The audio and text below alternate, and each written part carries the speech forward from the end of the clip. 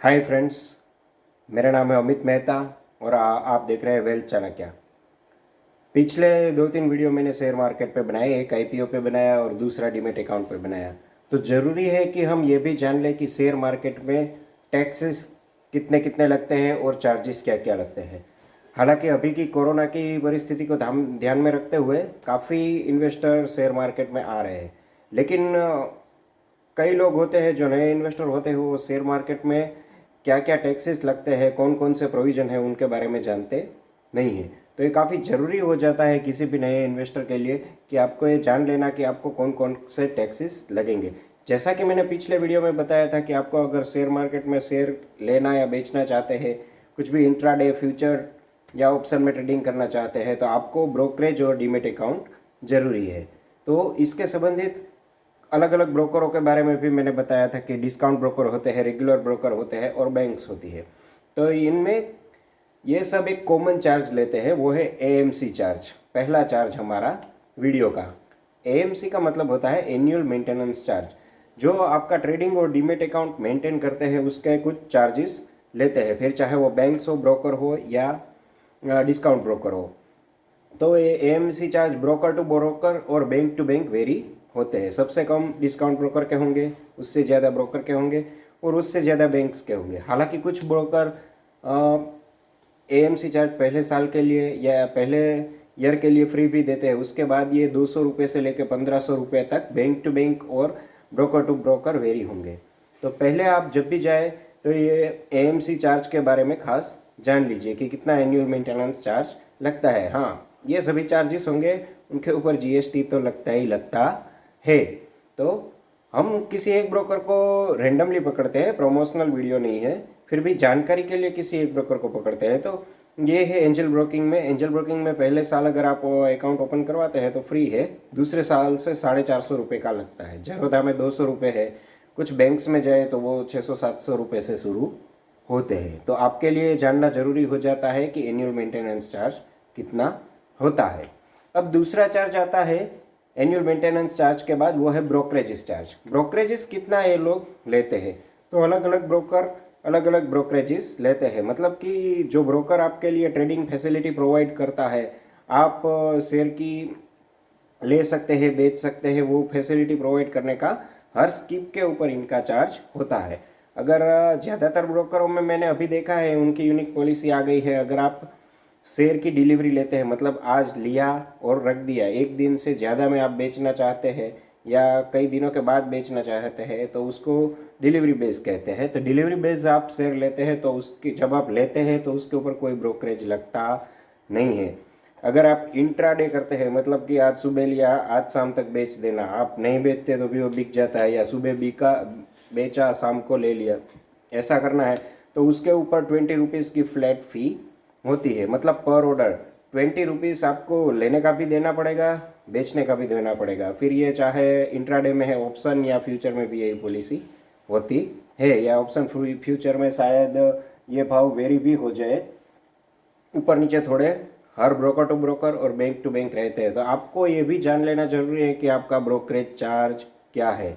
ये लोग 0.25% या 20 रुपीज़, उनमें से दो मिनिमम जो भी कम है वो बताते हैं। हो सकता है इससे कुछ ऊपर भी हो, कुछ ब्रोकर के कुछ नीचे भी हो, लेकिन ये रेंडमली इसके आसपास रहते हैं। अब तीसरा टैक्स है वो कौन सा लगेगा, तो तीसरा टैक्स है वो सिक्योरिटी ट्रांजैक्शन टैक्स आपको लगेगा जब आप कोई शेयर खरीदेंगे, या अगर आप इंट्राडे में ही कर लेते हैं तो फिर सिक्योरिटी ट्रांजैक्ट होता ही नहीं है, तो एसटीटी उनमें शायद लगने का चांस कम ही है। या सेलिंग जब करते हैं तभी आपको इंट्राडे फ्यूचर और ऑप्शन में लगता है। लेकिन अगर आप इक्विटी लेते हैं, इक्विटी मतलब शेयर किसी भी कंपनी का लिया, लंबे टाइम के लिए रख देना है, तो फिर उसके लिए आप बाई करते हैं तब भी ये सिक्योरिटी ट्रांजैक्शन चार्ज लगता है।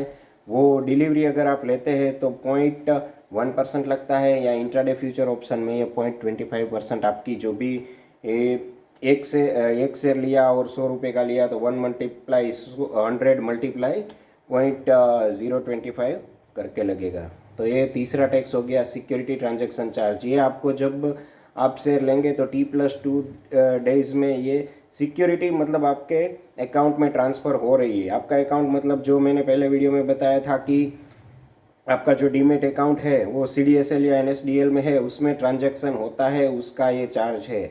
इसमें ब्रोकर का भी कुछ कमीशन होता है और CDSL या NSDL जैसी संस्थाओं का भी कुछ कमीशन लगता है। तो ये सिक्योरिटी ट्रांजैक्शन चार्ज आपको देना पड़ेगा, इसको STT के नाम से हम जानते हैं। चौथा चार्ज होता है वो होता है एक्सचेंज ट्रांजैक्शन चार्ज। अगर कोई लोग एक एक्सचेंज से दूसरे एक्सचेंज में बेचते हैं, ऐसा कई होता है, ये भी काफ़ी फिनोमिनल चार्ज है। उतना बड़ा ये ट्रांजैक्शन चार्ज होता नहीं है, लेकिन ये NSE पे लगता है और BSE पे भी लगता है। ये स्क्रिप्ट वाइज वेरी होते रहते हैं, लेकिन ये काफ़ी फिनोमिनल है, 0.00% में होता है। तो ये कुछ उतना बड़ा मतलब ध्यान देने वाला चार्ज नहीं है, लेकिन हाँ ये चार्ज लगता जरूर है, एक्सचेंज ट्रांजैक्शन चार्ज। ये चौथा चार्ज हो गया हमारा बड़ा। अब पांचवा चार्ज है वो DP चार्ज है।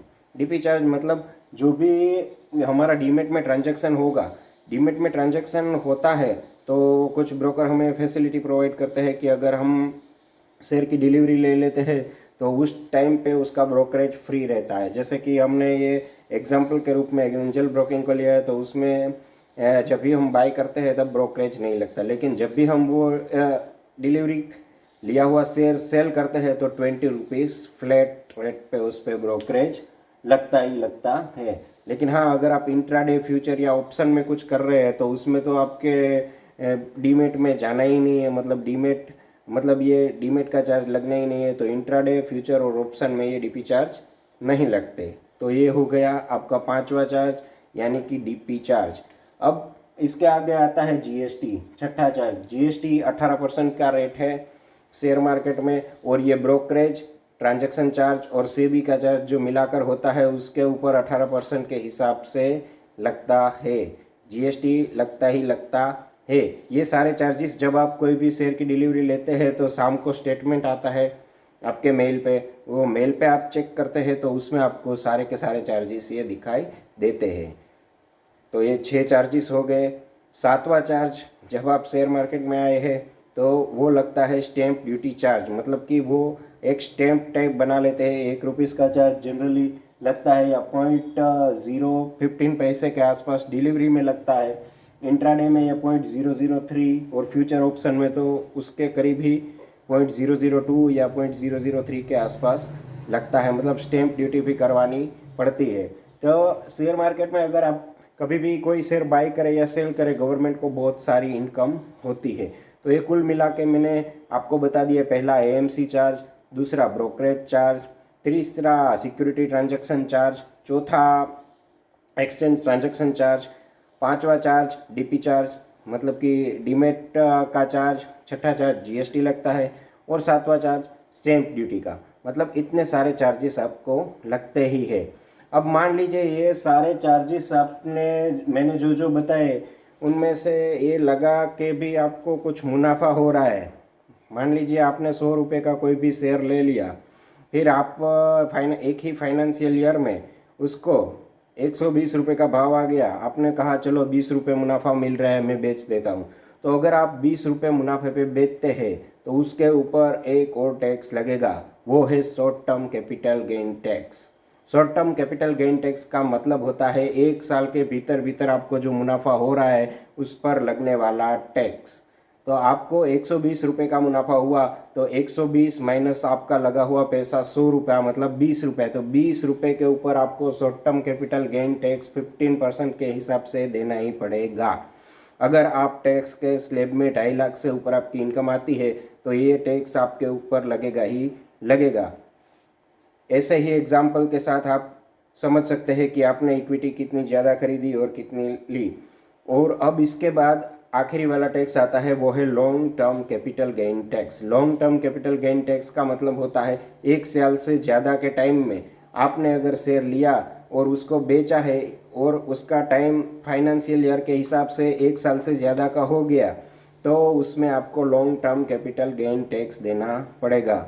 Long term capital gain tax short term capital gain tax से कम होता है वो 10% के हिसाब से होता है, या फिर जैसे जैसे आपका टैक्स स्लैब होता है उस हिसाब से ये शॉर्ट टर्म और long term capital gain tax लगते हैं। तो long term capital gain tax आपने 100 रुपये का शेयर ले लिया, 2 साल 5 साल या 1 साल 1 महीना रखा और फिर सेल कर दिया, 200 रुपये का सेल कर दिया, तो जो आपको 100 रुपये का मुनाफा हुआ उसके ऊपर 10% या जो भी आप टैक्स स्लैब में आते हैं इनकम टैक्स के करंट रूल्स एंड रेगुलेशंस के मुताबिक, तो आपको वो देना ही पड़ेगा।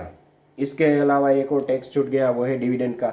आपको जो डिविडेंड मिलता है, डिविडेंड भी 2 तरह के होते हैं, एक टैक्सेबल और एक नॉन टैक्सेबल, लेकिन उसके ऊपर जो भी टैक्सेबल डिविडेंड आते हैं उसमें भी हमें हमारी जो इनकम के स्लैब से अगर वो ऊपर जाते हैं तो फिर हमारा टैक्स बनता ही बनता है। तो दोस्तों ये थे शेयर बाज़ार के बारे में लगने वाले कुछ प्राइमरी से टैक्स, जिसको मेरे को लगा कि जो भी इन्वेस्टमेंट करना चाहते हैं उनको बता देना ज़रूरी है ताकि वो अपना प्लान ठीक तरीके से कर सके। तो आप भी ये टैक्स के बारे में पहले जान लीजिए फिर इन्वेस्टमेंट कीजिए। दोस्तों ये बताना ज़रूरी था। और ये मेरा पहला वीडियो में जो भी मैंने बताया था कि आपको एक रिस्क लेना है। इतने सारे टैक्सेस होने के बावजूद भी शेयर मार्केट में प्रॉफिट होता है, लॉस भी अगर होता है तो फिर भी ये टैक्स तो लगते ही लगते हैं। तो दोस्तों ये सब सोचिए, आपकी रिस्क प्रोफाइल चेक कीजिए, आपको ठीक लगता है तो ही आप इन्वेस्ट कीजिए। लेकिन मैंने बताया था पहले वीडियो में कि आपको अपनी इनकम का 10% का रिस्क लेना है, तो उसमें से आप थोड़ा पोर्शन इस रिस्क में डालिए और इन्वेस्ट कीजिए। मिलते हैं अगले वीडियो में। Thank you, bye.